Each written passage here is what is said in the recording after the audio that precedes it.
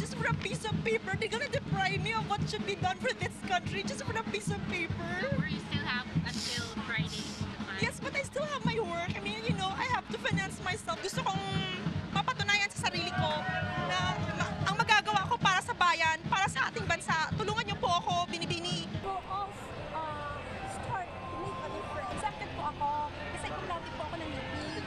May ganun pala. Opo, ganun po yun. Ginrant po sa akin yun pagka-graduate ko po, sir. Sabi ko, grab ko na po yung opportunity kasi minsan lang po nag-grab.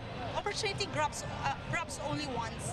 Magandang umaga mga minamahal kong kababayan. Maraming salamat sa pagkakataong binigay nyo na kayo'y aking mapagsilbihan. Pinagbigyan nyo akong buksan ang inyong mga puso at isipan na tanggapin ako bilang sana kung inyong mamarapatin ay maging